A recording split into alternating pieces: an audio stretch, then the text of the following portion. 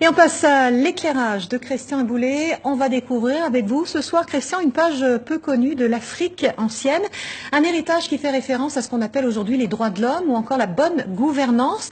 Et pour débuter, on va faire un voyage dans le passé. Oui, Linda, je vous amène dans l'Empire du Mali entre le XIIIe et le XIVe siècle. L'Empire du Mali était tout simplement l'un des plus vastes et les plus puissants d'Afrique. On le voit figurer sur cette carte. Et c'est un empire...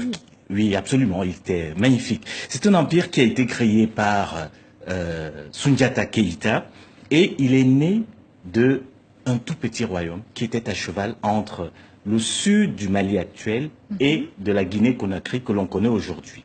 Et c'était une fédération de royaumes qui était régie notamment par une charte qu'on appelle aujourd'hui la charte du Mandé et qui a été proclamée par Soundiata Keïta à la fin du XIIIe siècle. Et cette charte du Mandé, elle avait un objectif, c'était permettre la vie en harmonie et en paix au sein de cet empire. Et le plus important pour cette charte du Mandé, c'était d'essayer de faire en sorte que toutes les populations au sein de l'empire vivent plutôt en paix. Et sans agression extérieure. Absolument. Alors cette charte, Christian, elle est aujourd'hui inscrite au patrimoine mondial de l'humanité, de l'UNESCO, en fait depuis 2009, et sous certains aspects, donc elle préfigure la Déclaration universelle des droits de l'homme. Absolument. Dans son article 5, par exemple, cette charte du Mandé, je rappelle que nous sommes au XIIIe siècle, au cœur de l'Afrique, dans cet empire du Mali. Cette charte dispose que chacun a le droit à la vie et à la préservation de son intégrité physique. En conséquence, toute tentation d'enlever la vie à son prochain est tout simplement punie de la peine de mort. C'est l'article 5 de cette charte.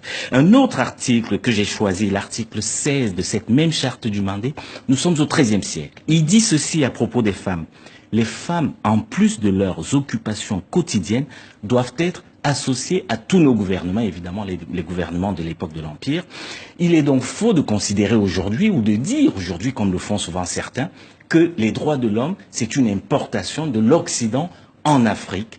Un argument qu'on entend bien souvent lorsqu'il s'agit pour les autorités locales de respecter les droits, les libertés individuelles ou collectives en Afrique. Une charte très moderne, très avant-gardiste. Christian, on quitte le XIIIe siècle pour le XIXe siècle avec l'empire du Wassoulou. Alors, précisons que l'empire du Wassoulou qui a été fondé par l'Almami Samori Touré, l'Almami Samori Touré est aujourd'hui considéré par une partie des populations d'Afrique de l'Ouest comme un chef guerrier sanguinaire, un tyran. C'est la conséquence directe des conquêtes de l'Almami Samori Touré pour agrandir son empire, mais aussi ses confrontations avec le colonisateur français. Et justement, une autre partie, tout aussi nombreuse, des populations de l'Afrique de l'Ouest, considère l'Almami Samori Touré comme un grand homme et surtout un résistant à l'invasion coloniale française. Et c'est au sein de cet empire du Wassoulou que l'on voit sur cette carte, à la fin du XIXe siècle, que les griots ont écrit un hymne à la gloire de l'Almami Samori Touré, un hymne qui devrait aujourd'hui être inscrit en lettres d'or sur les bureaux de nombreux chefs d'État d'Afrique. Alors qu'est-ce qu'il dit cet hymne, Christian? Eh bien écoutez, si tu ne peux organiser, diriger et défendre le pays de tes pères, fais appel aux hommes plus valeureux. Si tu ne peux dire la vérité en tout lieu et en tout temps, fais appel aux hommes plus courageux. Si tu ne peux exprimer courageusement tes pensées, donne la parole aux griots. Si tu ne peux être impartial, cède le trône aux hommes justes.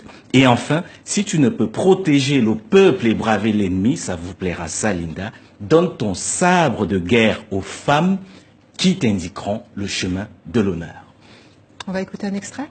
Absolument. En langue originale.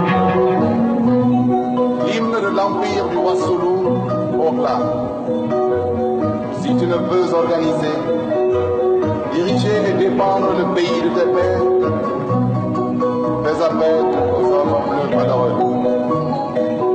Si tu ne peux dire la vérité en tout. Voilà un hymne qui a été célébré par le célèbre Bembeya Jazz. Absolument, le Bembeya Jazz, un orchestre guinéen qui avait été fondé en 1961. C'est la Guinée de Sékou Touré juste après l'indépendance en 58. Merci beaucoup, Christian.